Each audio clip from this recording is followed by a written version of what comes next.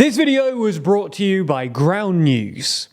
It's no secret that Brexit isn't going to plan. The Conservative Party is still tearing itself to bits over how to make the most of the so-called Brexit freedoms they earned. The UK and EU are still arguing over the Northern Ireland Protocol, and Brexiteers are still arguing over what constitutes a true Brexit. Somewhat unsurprisingly then, public enthusiasm for Brexit has waned, and now a growing faction of the population considers it to be a mistake. Now, we made a similar video on this topic a couple of months ago, but since we'd made that video, polling has got even worse. And earlier this week, constituency-level polling by Focal Data found that pro-Brexit sentiment has waned yet further, and only one constituency in the entirety of the UK now thinks we made the right decision. So, in this video, we're going to be taking a look at what the UK currently thinks of Brexit. Hint, it's not good. Why opinion is souring, and how the British political class should respond to all of these developments. So, let's start by taking a look at what people think. Since the referendum result in 2016, every couple of weeks, YouGov has done a poll asking the UK, in hindsight, do you think Britain was right or wrong to vote to leave the EU? When we did our last video on this topic back in October, we noted that wrong had a 20-point lead over right, with 54% of people thinking that it was the wrong decision compared to just 34% who thought it was the right decision. Since we made that video, however, it looks like public opinion has soured further, and a new 10,000 respondent mega poll published earlier this week by Focal Data found that 54% of people thought that Britain was wrong to leave the EU, compared to just 28% who thought it was the right decision, giving the wrong decision camp an enormous 26-point lead. On top of that, literally every constituency in Great Britain, apart from one, now thinks that Brexit was a mistake. Yep, you heard that right. Out of 632 constituencies in Great Britain, only one, Boston and Skegness, which voted 76% leave in 2016, still thinks that Brexit was the right decision. Although it is worth noting that two other constituencies, South Holland and the Deepings and Louth and Horncastle, are evenly split on the question. But every other constituency in Great Britain thinks that Brexit was the wrong decision to one degree or another. Now, often when people bring up this polling, Brexiteers and pollsters will point out that the fact that people regret Brexit doesn't necessarily mean they want to rejoin. But other polling suggests that while support for rejoining isn't as high, a healthy majority of Brits now are in favour of rejoining the EU. Election Maps UK's polling aggregator, for example, suggests that 58% of Brits are now in favour of rejoining, compared to 42% who favour staying out. And this alone is a significant change from our last video in October. Since then, rejoin has basically doubled its lead over stay out. So why is this? Why is public enthusiasm for Brexit still declining yet further? Well, it's probably mainly because Brexit has correlated with a period of exceptional political and economic chaos in the UK, and there's basically no sign of things getting better. Politically, since the Brexit vote, Britain has become a bit of an international laughingstock.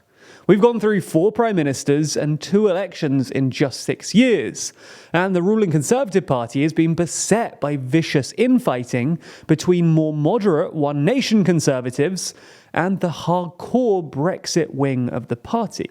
Economically, Brexit has also coincided with an unprecedented period of stagnation across the British economy. Now, it's important to stress that the UK's economic woes aren't exclusively down to Brexit. The UK economy was struggling with miserable levels of productivity and GDP growth even before Brexit. And Europe more generally is also having a tough time adapting to post-pandemic inflation and Ukraine-related disruption to gas supplies. Nonetheless, Brexit certainly hasn't helped things for Britain, both because of the direct effect it's had on the UK's trade with Europe, and because it's taken up so much political bandwidth over the last 6 years and that the government hasn't really had time to sort out any of the UK's other economic problems. On top of the UK's woes, which might be tempting Brits back towards Europe, it's also worth mentioning that the EU no longer looks quite as bureaucratic or impotent as it did back in 2016. Back then, it was easy to paint the EU as a useless Brussels bureaucracy that spent its time stifling the democratic will of the British people with paperwork. And to be fair, there was a grain of truth to that narrative. For most of its existence, the EU has been excessively bureaucratic and insufficiently dynamic.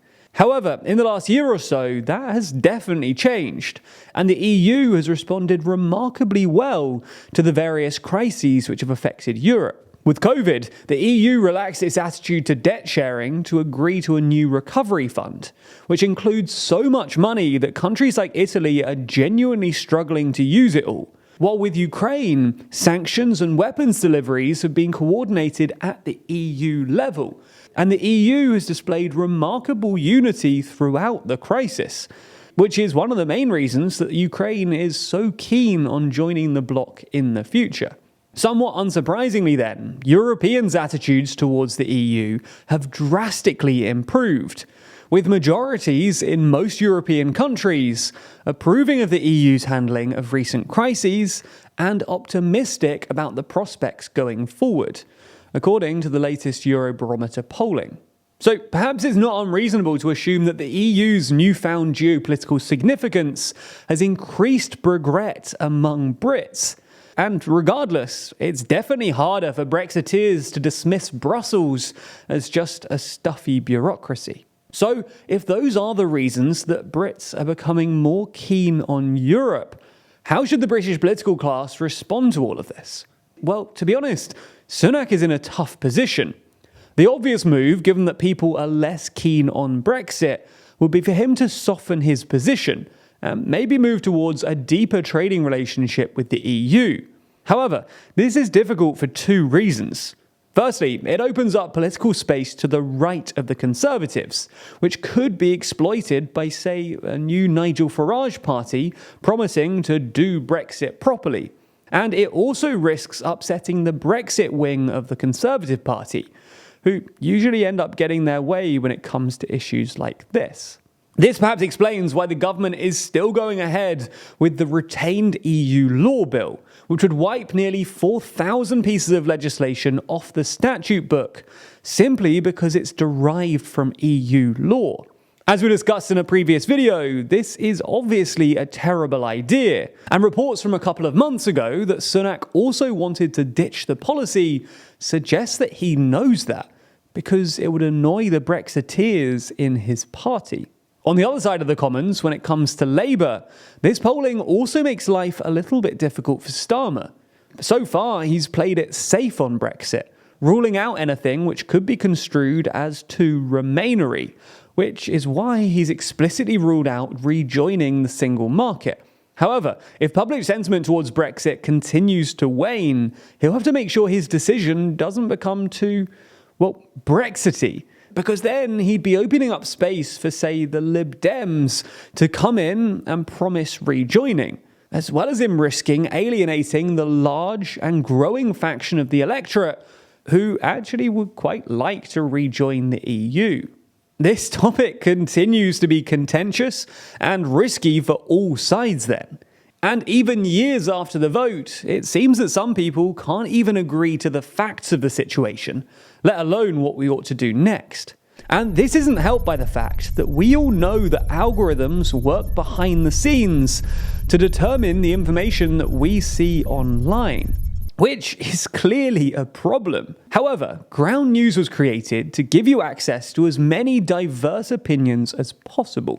That's because Ground News is a website and app that can help you burst your media bubble by letting you actively compare how breaking news is covered across the political spectrum. For every news story, you can see the number of sources reporting, as well as the political bias of those sources.